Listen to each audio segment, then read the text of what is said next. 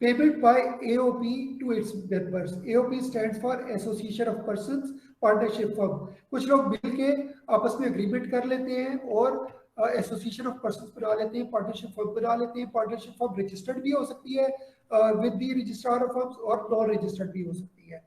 अब उसके लिए क्या है कि अगर एक पार्टनरशिप फर्म को एक पार्टनर ने लोन दिया हुआ है और उस लोन के ऊपर बिजनेस जो है अपने पार्टनर को प्रॉफिट दे रहा है, प्रॉफिट ऑन डेट, या उस पार्टनर ने कोई डील बनाई और उस डील के ऊपर उसको एक ब्रोकरेज मिली या उसको कोई कमीशन मिला या कोई एक बिजनेस अपने डायरेक्टर को या अपने पार्टनर को सैलरी पे कर रहा है. यहाँ पे स्पेसिफिकली डायरेक्टर की बात नहीं हो रही, यहाँ पे ये पार्टनरशिप फर्म की बात हो रही है. तो पार्टनरशिप फर्म में किसी पार्टनर को सैलरी मिल रही है या किसी किस्म की किसी नाम से कोई और रेम्यूनरेशन मिल रही है, तो उसका क्या ट्रीटमेंट होगा. So any profit on debt, brokerage, commission, salary और other remuneration paid by an association of persons to a member of association, तो उसका क्या ट्रीटमेंट होगा. तो उस सूरत में दो ट्रीटमेंट्स है. एसोसिएशन ऑफ पर्संस के पास क्या ट्रीटमेंट होगा और मेंबर के लिए क्या ट्रीटमेंट होगा. तो एसोसिएशन ऑफ पर्संस के लिए क्या है कि association of persons will pay tax on its income without deduction of payments to its members.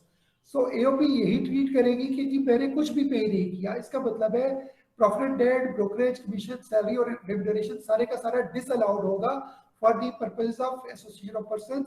वो उसके एक्सपेंडिचर के तौर पे ट्रीट नहीं होगा, उसको ऐसे ट्रीट किया जाएगा जैसे कोई डिडक्शन नहीं हुई उसकी. तो उसकी इनकम ग्रॉस इनकम कंसीडर होगी विदाउट एनी डिडक्शन. तो उसको टोटल अमाउंट के ऊपर टैक्स होगा. Taxable income less income tax would be divisible income that will be allocated to its members. So जो एसोसिएशन ऑफ पर्संस है उसका जो भी एक्सपेंडिचर जो पार्टनर को पे हुआ वो सारे का सारा डिसअलाउ हो जाएगा. तो होगा क्या कि अब एसोसिएशन ऑफ पर्संस अपनी टोटल इनकम के ऊपर टैक्स देगी.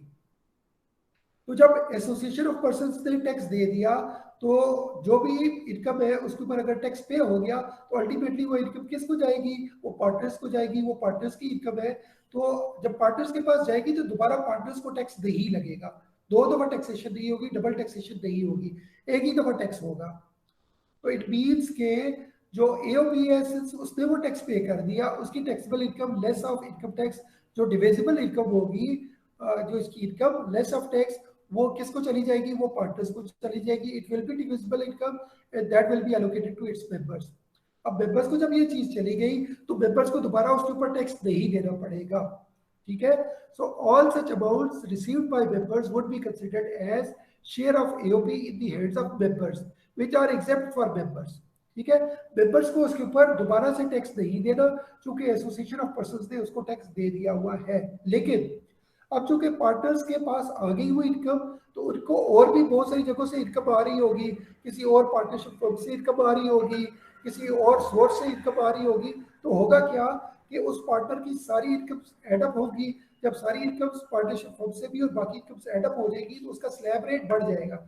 तो जब स्लैब रेट बढ़ जाएगा तो डेफिनेटली उसकी टैक्स लायबिलिटी बढ़ जाएगी. तो होगा क्या कि उसकी टोटल टैक्स लायबिलिटी कैलकुलेट होगी और उसका जितना हिसाब से टैक्स पार्टनरशिप फर्म ने पे कर दिया हुआ है उसका टैक्स क्रेडिट उसको मिल जाएगा. तो उसको नई टैक्स लायबिलिटी सिर्फ उस तरह से देनी है उसका रेट पर्पसेस के लिए टैक्स की कैलकुलेशन होगी, लेकिन जितना टैक्स जिस हिसाब से टैक्स एओपी में पे हो चुका हुआ है उसका उसको टैक्स क्रेडिट मिल जाएगा. एओपी के केस में हम एक एग्जांपल भी करेंगे तो आपको ये चीज क्लियर हो जाएगी.